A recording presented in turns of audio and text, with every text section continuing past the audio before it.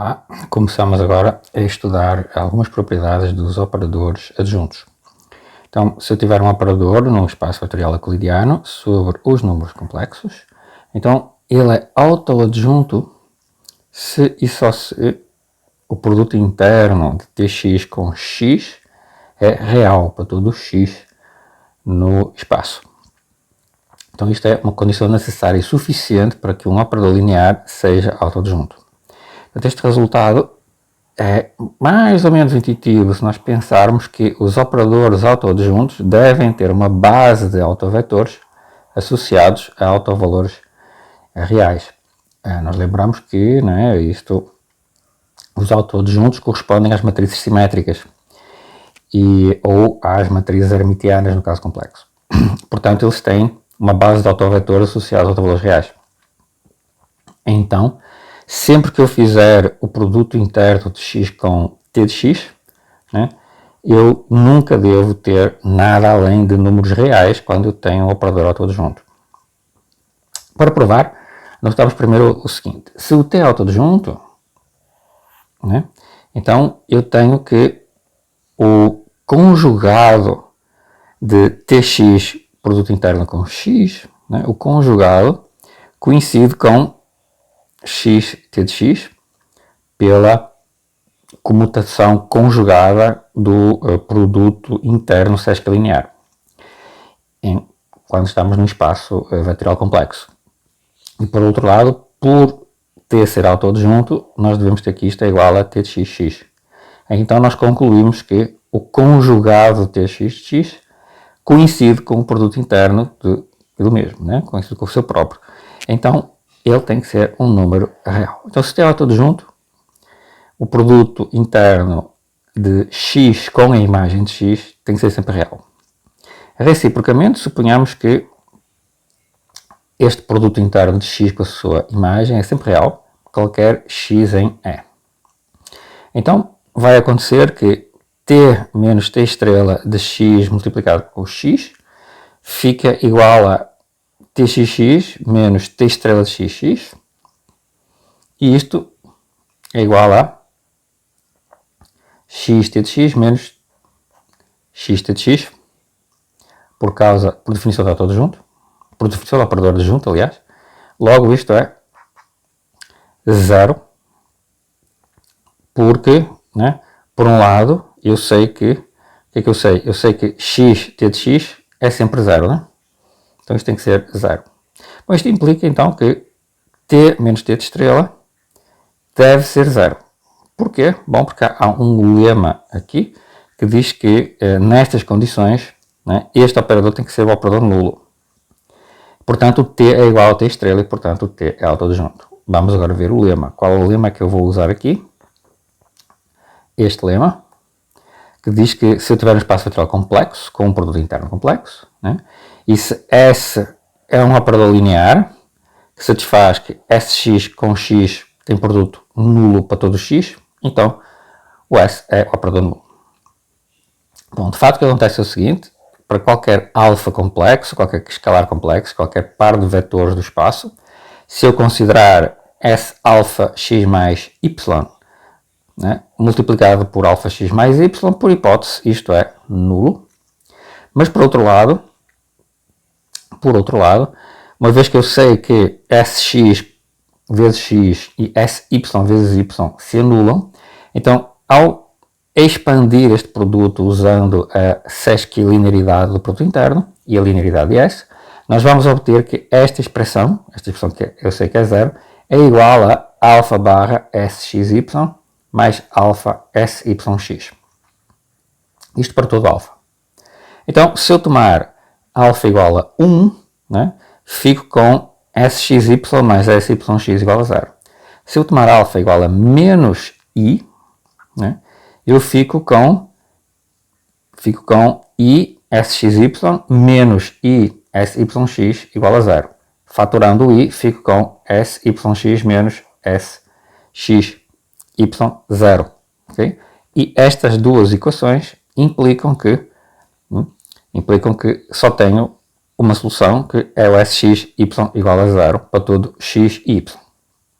Portanto, o S de x é zero para todo x e, portanto, o S é o operador nulo, como nós queríamos mostrar. Isto completa a prova do resultado anterior. Porquê insistir em espaços complexos? Bom, porque no caso real, no caso de espaço fatorial real, temos um contra-exemplo simples, que é o seguinte: a rotação em R2 de ângulo reto satisfaz sempre que R de x o produto interno é sempre nulo, né? Porque cada x eu rodo 90 graus e, portanto, o R de x é ortogonal a x. Sempre vale esta relação quando eu tenho uma rotação por um ângulo reto, mas a rotação por um ângulo reto não é um operador linear autoadjunto. De facto, basta observar que na base canónica a rotação de 90 graus tem este aspecto, corresponde a este operador linear com esta matriz, cujo operador, cujo adjunto tem este aspecto. E, portanto, eles não são, o R não é igual, é diferente do R estrela, não é autoadjunto. Um exercício simples, sabendo que eu tenho um certo operador unitário entre espaços fatoriais complexos com produto interno. Se ele é unitário, calcule U estrela e U estrela U. Ok? Exercício relativamente simples. Qual pode ser U estrela e U estrela U, sabendo que eles são unitários? Exercício simples. Falaremos agora sobre injetividade e subjetividade da inversa usando o adjunto de um operador. Então, uma transformação linear, T de E em F, tem inversa à esquerda se existe uma aplicação de F em E, de tal forma que S composta com T é a identidade em E. Então, uma aplicação linear, ela tem inversa à esquerda se e só se é injetiva. Então, a injetividade é equivalente à existência da inversa à esquerda. De fato, suponhamos que eu tenho S, que é a inversa à esquerda do nosso T. Então, se T de U igual a T de V, passamos a ter que STU é igual a STV. Né?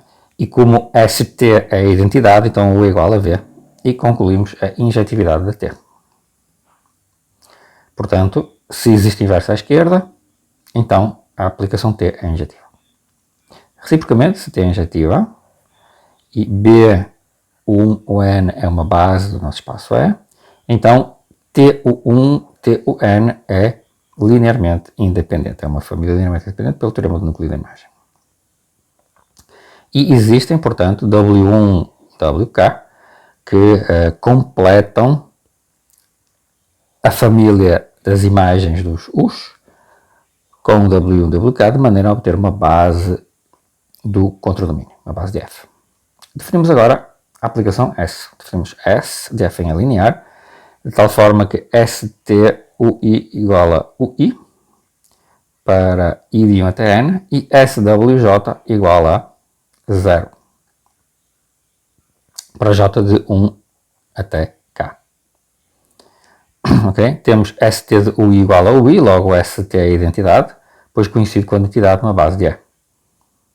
E terminou. Nós definimos a aplicação S, porque nós definimos a aplicação numa base, né? E verificamos que ela satisfaz a propriedade que nós queremos. S composta com T é a identidade no domínio de T. Okay? E obtivemos a recíproca da afirmação, provamos o lema. Então a injetividade é equivalente à existência de uma inversa à esquerda.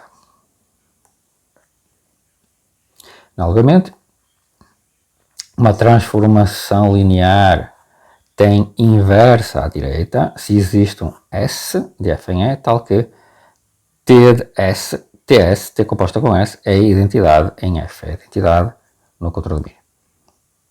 E a existência da inversa à direita é equivalente à sobrejetividade. Né? E estamos aqui a prova do lema, que é uma prova muito simples e parecida com a prova anterior. Eu deixo para vocês considerarem esta prova, né? E é muito semelhante à prova anterior. Então, a existência de inverso à direita equivale à sobrejetividade.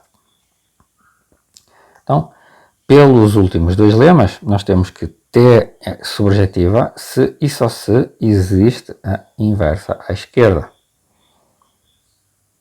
Mas se eu tratar com as adjuntas, então significa que S estrela T estrela, né, é igual à identidade, então T estrela tem inversa à esquerda. Então T estrela é injetiva. Ou seja, T é subjetiva se e só se T estrela é injetiva. Analogamente, né, concluímos que T é injetiva se e só se T estrela é subjetiva. Okay? Então provamos que a subjetividade e a injetividade dependem da propriedade, da outra propriedade da adjunta. Okay? T é injetiva se só se a adjunta é subjetiva, T é subjetiva se só se a adjunta é injetiva. Então a injetividade e a subjetividade são trocadas quando nós passamos para o operador adjunto. Relacionamos agora o adjunto e o complemento ortogonal de subespaços. Então, seja ter uma transformação linear entre espaços vetoriais de dimensão finita com produto interno. Então temos o seguinte: o núcleo da adjunta é o ortogonal da imagem de T. A imagem da adjunta é o ortogonal do núcleo de T. O núcleo do nosso operador é o ortogonal da imagem da adjunta. E a imagem do nosso operador é o ortogonal do núcleo da adjunta. Okay? Isto é simples de verificar, porque V está no núcleo da adjunta, se só se T estrela de V é igual a 0, que portanto implica que U T estrela de V é igual a 0, para todo U em E. Mas isto significa dizer que o V está no ortogonal da imagem de T. Porquê? Porque isto é a mesma coisa que TU V igual a 0. Ou seja, o V é ortogonal à imagem de T, porque isto vale para todo U em E. Ok? Então V está no núcleo do adjunto se só se V está no ortogonal da imagem de T. As restantes propriedades seguem usando estas relações, que o T estrela estrela é igual a T, a adjunta é própria, e que o ortogonal do ortogonal de qualquer subespaço é o próprio subespaço. Okay? Então, aplicando estas ideias em vários argumentos simples e parecidos com estes, nós deduzimos todas estas propriedades de maneira fácil. Fica como um exercício simples para vocês verificarem. Ilustrando este resultado, dada uma transformação de E em F, transformação linear, temos os seguintes subespaços ortogonais no domínio e na imagem. Então, o núcleo da nossa transformação é ortogonal à imagem da adjunta. Ok? Lembrem que o A vai de E em F e a adjunta vai de F em E. Então, o núcleo de A, que é um subespaço de E, é sempre ortogonal à imagem da adjunta, que é também um subespaço de E. Do outro lado, temos que a imagem de A é ortogonal ao núcleo da adjunta em F, no espaço F. Okay? Esta é uma ilustração interessante dessas propriedades. Algumas consequências destes resultados. O sistema de equações lineares, AX igual a B, em que B é dado e A é dado e o X é incógnita, ele tem uma solução se só se o B é ortogonal a todas as soluções do sistema linear homogéneo transposto. A transposta de y igual a 0. Porquê? Porque existe uma solução, né? Existe uma solução se o B está na imagem de A. É claro, né? AX igual a B tem solução, então o B está na imagem da transformação linear A. Mas a imagem de A é igual à ortogonal do núcleo da adjunta, né? Que eu vou escrever como A transposta. E este núcleo dá exatamente as soluções desta equação. Da equação homogénea A transposta y igual a 0. Logo, temos solução se só se B, né, é ortogonal a todas as soluções da equação homogénea com adjunta. Outra observação, por consequência, é que o posto de T é igual ao posto de T estrela. Então, como a imagem de T estrela é igual ao ortogonal do núcleo, segue que a dimensão da imagem da adjunta, que é o posto da adjunta, é, portanto, como é ortogonal ao núcleo, é ortogonal, então é a dimensão de E menos a dimensão do núcleo, de T. Né? Mas a dimensão de E menos a dimensão do núcleo de T é exatamente a dimensão da imagem de T pelo teorema do núcleo de imagem. Então concluímos que a dimensão da imagem da adjunta é a mesma coisa que a dimensão da imagem da aplicação original, ou seja, os postos são iguais. Mais consequências para projeções. O que é uma projeção? Um operador P em E diz-se projeção, ela é uma projeção, se eu posso escrever o E como uma soma direta do núcleo do nosso operador mais a imagem do operador, e o P restrito à imagem é a identidade. Então, fica como exercício verificar que um operador é projeção se e só se P2 igual a P. Se e só se P composto com P é igual a ele mesmo. Ok? Então, se P é uma projeção no espaço fatorial com produto eterno, então o seu adjunto também é uma projeção. De facto, né? P estrela composto com P estrela, é P estrela, é a mesma coisa que P composto com P estrela, que é a mesma coisa que P2 estrela, que eu sei que é igual a P, então fica igual a P estrela. E, portanto, basta usar este lema, né, para concluir que o P estrela também é uma projeção. Agora vamos ver um exemplo, já que estamos aqui falando de operadores autoadjuntos e adjuntas, vamos ver um exemplo concreto de um operador que não é autoadjunto. Só para deixar claro que nem todos os operadores são autoadjuntos, que eles existem operadores não autoadjuntos. Nem sempre temos P igual a P estrela, ok? Mesmo sendo projeções, né? Então, seja F1, o espaço gerado pelo vetor 1 alfa, né? E F2, o espaço gerado pelo vetor 1 beta, com alfa diferente de beta. Temos então que 1 alfa e 1 beta são linearmente independentes e, portanto, o F1 mais o F2 estão em soma direta. A soma direta de um com o outro dá o espaço inteiro.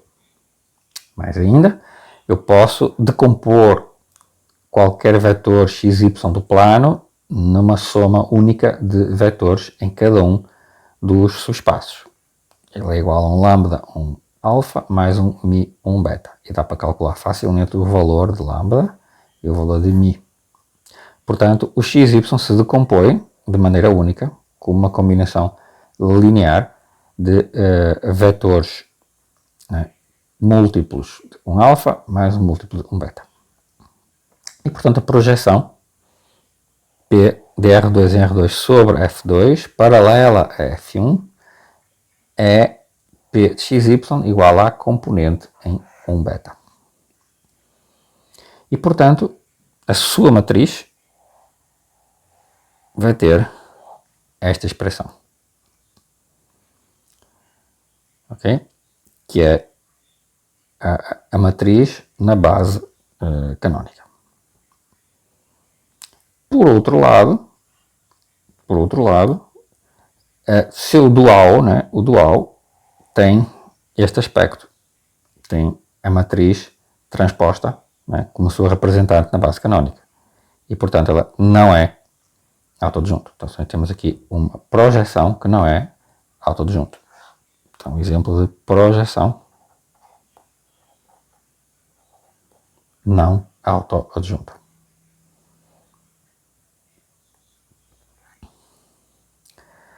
Um outro exemplo de aplicação, as matrizes simétricas e antissimétricas.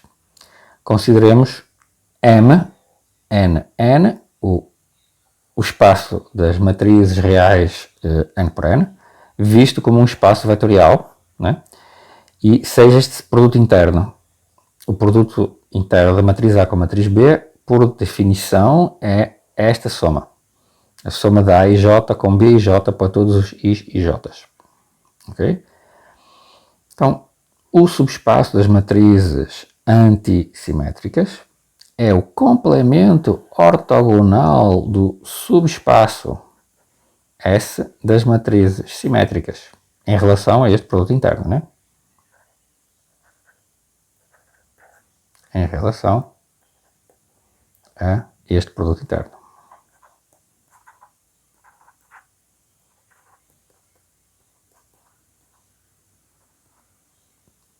Ok?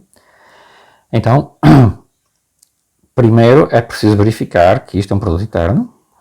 Deixo isto como exercício. Consideremos S o espaço das matrizes simétricas, que coincidem com a sua transposta, e seja T o espaço das matrizes antissimétricas, tal que a sua transposta é menos a matriz. Então, notamos que para qualquer M, qualquer matriz M no espaço, nós podemos escrevê-la como uma matriz, soma de uma matriz simétrica mais uma matriz antissimétrica. Ok? Basta fazer isto, não é? M mais a sua transposta sobre 2 é simétrica e M menos a sua transposta sobre 2 é antissimétrica. Ok? Então, automaticamente o M se escreve desta forma, ou seja, o espaço inteiro é soma do espaço das matrizes simétricas mais o espaço das matrizes antissimétricas. Resta verificar que o ortogonal das matrizes simétricas é o espaço das matrizes, é o subespaço das matrizes antissimétricas.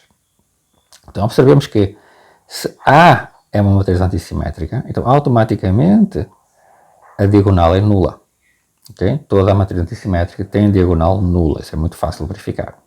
A partir daí, se eu tomar uma B simétrica, né?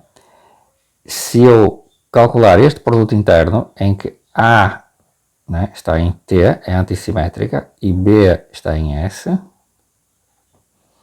tá? Então nós podemos escrever aquele produto interno decompondo, né, em termos do A, vamos somar primeiro para I menor que J, depois somamos nas diagonais, ou seja, para I nos dois lados, e depois para I maior que J.